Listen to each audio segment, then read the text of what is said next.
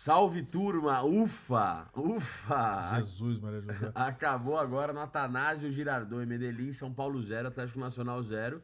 O que dá pra dizer que foi um milagre. Mas antes da gente falar sobre o jogo, peço pra você se inscrever no canal, deixar o like, comentar. Isso ajuda muito o YouTube a entender que esse é um conteúdo relevante pra vocês. Eu estou mais uma vez acompanhado do meu pai, já é figurinha carimbada aqui no canal. Vocês Jesus. gostam porque ele entende muito de futebol. A gente viu o jogo de São Paulo e sofremos, né, pai? Não, mas hoje, assim, com a sorte que o São Paulo teve, você é sorte de campeão. Né? Tô achando que você é aquilo que você está falando toda hora nas entrevistas.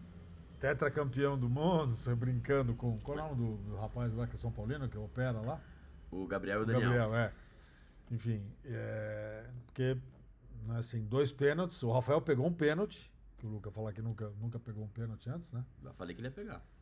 Falou que ia pegar. Eu errei os 2 cantos, achei que ele ia dobrar o pé, porque ele é o mais habilidoso do time. O Luca me. O cara deu todo é uma- habilidoso. Habilidoso. Me deu uma brifada, achei que ele fosse virar o pé e meter no outro canto. Mas eu falei que ele era habilidoso e o que que eu falei? Indolente. Então, no primeiro pênalti ele desequilibrou depois que ele bateu. Bateu de maneira displicente os pênaltis. E o título desse vídeo é Cardona ídolo, porque é isso. Nasce um ídolo na história do São Paulo. O São Paulo ter perdido o jogo, se o São Paulo tivesse perdido o jogo hoje 2-0, 3-0, não seria nenhum absurdo pelo que foi o jogo. 2 pênaltis perdidos não acontece com a gente. Turma, a gente sofre com pênalti quando é a nosso favor. Pênalti contra, cara. O Rafael não é um grande pegador de pênalti, mas hoje fez talvez a defesa mais importante defendendo pênalti pelo São Paulo. Ele ainda apontou pro Cardona bater no canto esquerdo, o Cardona bateu e ele pegou. Né? Então foi. E as 2 bolas na trave, então? Nossa senhora. Mandrake a primeira. E essa última cabeçada, que tinha endereço. Se não fosse o Pablo Maia ali, né? Mas assim, eu acho que a gente tá com um sentimento de copo meio cheio, porque o jogo era para um 2-3-0 contra e foi 0-0. Mas foi um jogo bem ruim do São Paulo. Foi um jogo muito fraco do São Paulo. E acho que hoje foi o maior exemplo de uma coisa que eu venho falando aqui no canal, quando eu faço as análises sozinho, que acho que hoje o meu pai também pôde ver. Como é aflitivo. Nossa, não tem 3 jogadas limpas, cara. Todo passe é mascado, nunca é preciso. No pé de gente habilidosa, de pessoas, de jogadores habilidosos, inclusive. Nossa, é muito aflitivo. Muito aflitivo. Você fica tenso vendo o São Paulo tentar articular uma jogada, sobretudo no segundo tempo, né? Porque no primeiro tempo o São Paulo teve 3 oportunidades em 6 minutos, dos 18 aos 34 minutos. A primeira oportunidade foi com O André Silva. o André Silva. Mandou a bola na. Aquele jogo de Bolívia. pelada que a gente está jogando no campo de Exatamente. society, que você vai meter no ângulo, dar aquela paulada reta, que você sonha no videogame. Tele Santana ressuscitou para morrer de novo com aquilo que o Tele Santana pregava. Os fundamentos, né? Como é que um cara que é centroavante não sabe dar um chute, a bola caindo do jeito. Ele desequilibrou, né? Ele deu uma paulada pra cima a Teve esmo. mais 2 lances subsequentemente. Isso, teve 2. E ali, na minha visão, né? E deveria ter um líder, o Luciano seria esse líder. O Marcos é técnico, o Marcos Antônio, mas o Luciano é o de assim, aproveitar esse momento e tentar deixar o São Paulo mais confortável em campo, com posse de bola. Mas não, e no segundo tempo o São Paulo não teve nenhuma oportunidade, né? Nenhuma oportunidade, muito aflitivo isso. O time até, teoricamente, deveria ter melhorado. O Lucas, que entrou no segundo tempo, está completamente fora de ritmo, de jogo, com medo, né? Aquela queda dele, até o narrador falou, levou a mão ao joelho, sendo que em nenhum momento a jogada afetou o joelho dele. É tipicamente inseguro, né? Eu acho assim, individualmente, quem foi bem no São Paulo hoje foi o Rafael pela defesa do pênalti, né? E foi seguro. E o Marcos Antônio. Mais uma vez, o Marcos Antônio foi um ponto de lucidez no meio de campo do São Paulo, cara. Aliás, como é doce o sabor da razão, viu, gente? Eu tô saindo do Twitter, mas as coisas que eu falava ali no Twitter, elas estão se comprovando agora. Como o São Paulo precisa de Marcos Antônio, de Luciano, que o Luan pode ser útil. Enfim, várias coisas que a gente vinha falando. O Marcos Antônio hoje é o melhor jogador do São Paulo disparado. O Luan tem que jogar no lugar do Alisson, por exemplo, que o Alisson hoje estava muito ruim. É o Rodrigues que se Ele titular. não tá bem, o Alisson, né? Desde que ele voltou da contusão. Pra mim, foi a pior partida do Alisson pelo São Paulo nos últimos 2, 3 anos. O Alisson fez uma partida tétrica. Muito ruim, errando passes simples, atrasando jogadas, tomou um cartão amarelo. Muito mal o Alisson. O Alisson, ele já foi o fiel da balança desse time. Hoje ele não é mais, é o Marcos Antônio. Mas ele pega muito na bola e como ele tá numa má fase técnica, ele prejudica muito o andamento do time. Concordo. Hoje deu pra ver isso claramente. E o Luciano não foi bem também mesmo, né? Não foi bem, não foi... Mas deu aquela metida de bola pro Enzo, né? O Luciano ainda é capaz de tirar aquelas jogadas. Inclusive assim... Que metida de bola, que eu não vi, nem o Luca viu. Um puta A metida de jogada bola ali. saindo. O PVC falou na transmissão, o Luciano foi o cara que menos deu passe no jogo. Mas um desses passes foi esse. Uma metida de bola que só ele seria capaz de dar.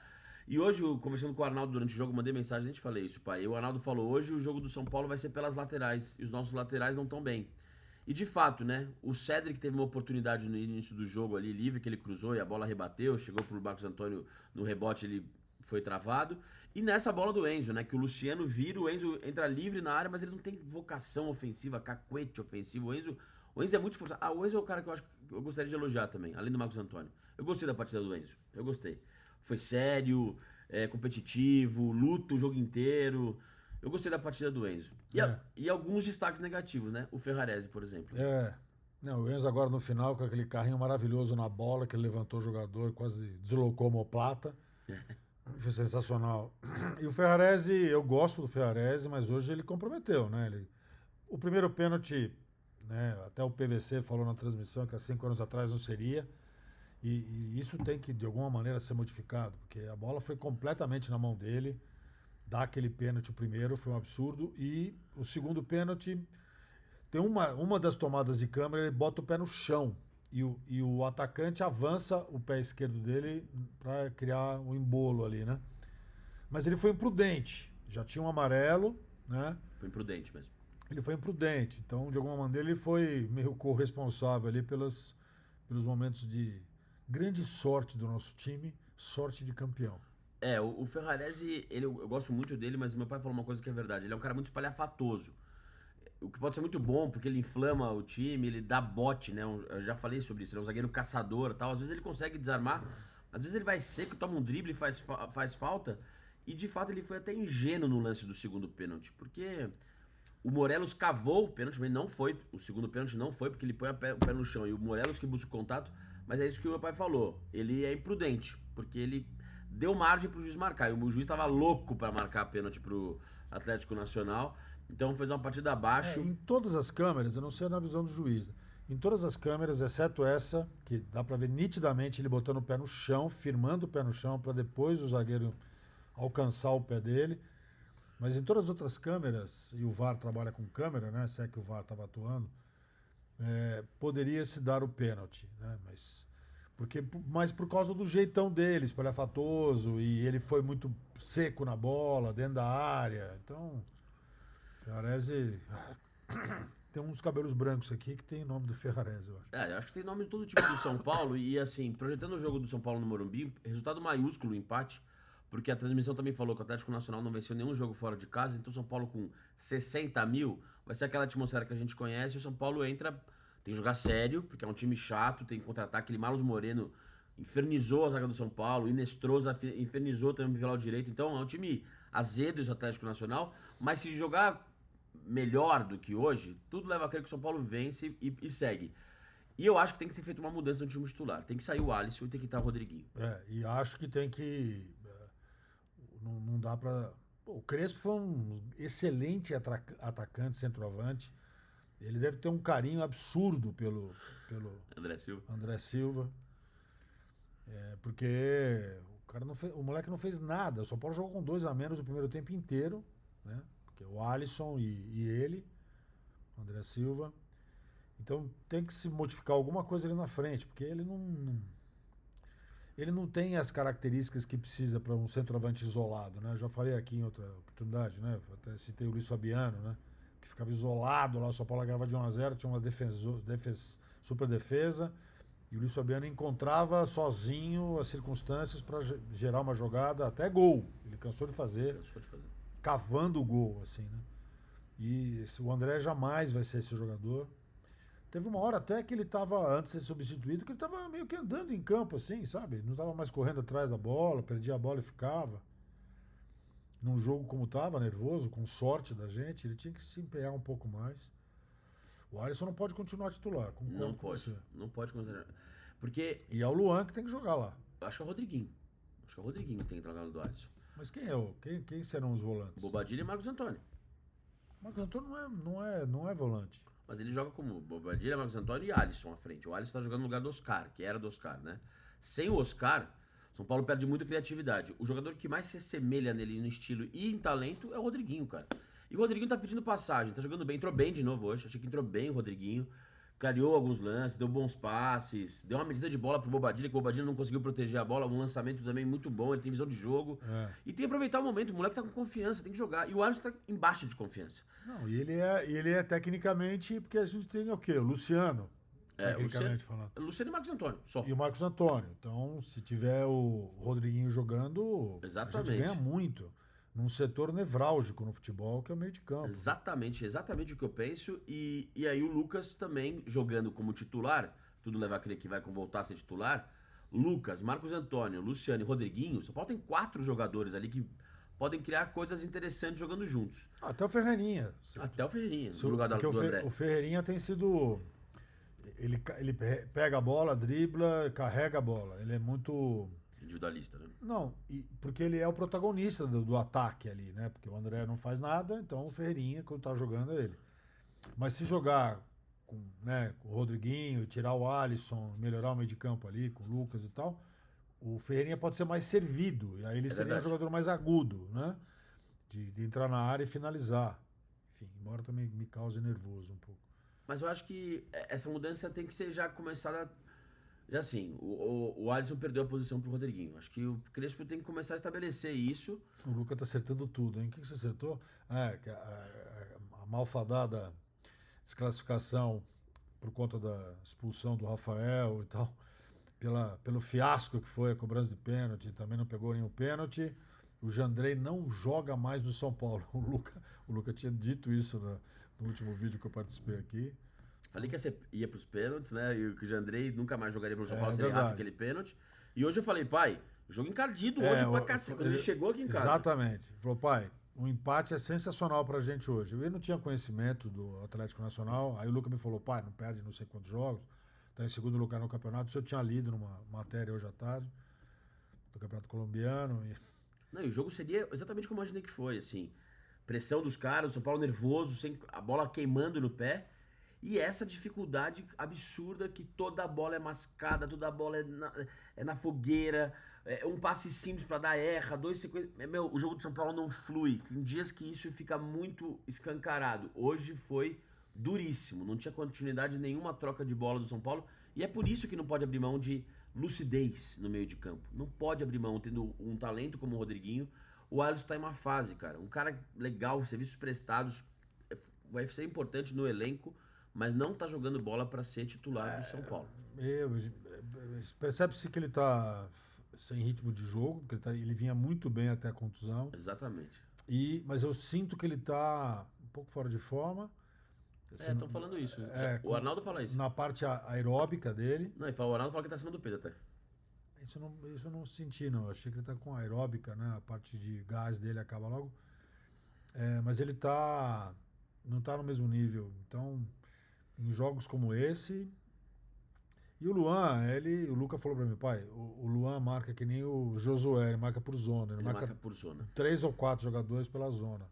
Que era o jeito que eu gostava de marcar quando eu era colocado de volante. Jogar muita bola, viu, gente? Só queria dizer. Eu gostava de jogar na meia pra frente, mas os técnicos me colocavam de volante, porque eu via o jogo, tocava de primeira.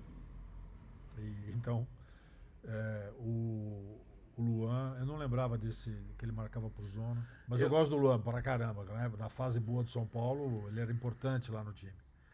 E temos que falar do Sabino. Eu gostei do Sabino, ele não comprometeu. Também gostei do Sabino. Fez a função dele. Verdade. Não é fácil substituir o Arboleda. Verdade. Num jogo fora, mata-mata de Libertadores. E acho uma coisa geral do São Paulo muito boa, porque no primeiro tempo, sobretudo, eles conversavam muito entre eles, dando bronca, mas dando orientação e conversando como é que tinha que marcar. E de alguma maneira eles estavam realmente engajados em tentar fazer o melhor. Acho que o primeiro tempo de São Paulo foi melhor que o segundo. Foi. Se o André Silva faz aquele gol... era outro jogo. dá um chute ali reto, do jeito que a bola veio, não dava. Mesmo que mas não precisava dominar. O centroavante. Se ele inclinasse o corpo e batesse de lado ali, né? Gostei do Sabino também, boa lembrança. E gostei do Bobadilha também. Bobadilha tem jogado bem. Ele tem um gás sem fim. Ele é volante, né? Volante.